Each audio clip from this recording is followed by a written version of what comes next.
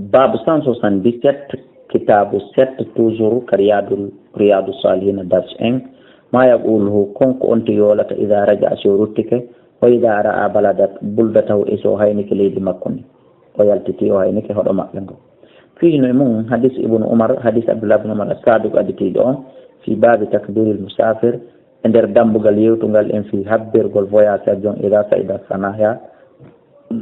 simo ƴewde ka telliti on yiltitoto e ngal dambugal on hadise wonɗo ɗon on no tawa eko gollirte e kon ɗo won anas yettama e anas radiallahu anhu qala wi aqbalna min yaltutuno min fewtutuno ma annabi wondude annabajo sa sallam meɗen artude hatta ida kunna haɓamen latke bi zaharil madina ka ɓa hoggo madina min yaltiti قال نلا ماك آيبون تائبون عابدون لربهم حامدون فلم يزال أسيرال يقول ذلك يوم ما كدي كونغولي كبا إن جنجي إن جنجي تكبا إن فري هذه في الوجود حتى قدمنا المدينة هامين هيوتي المدينة رواه مسلم والله أعلى وأعلم.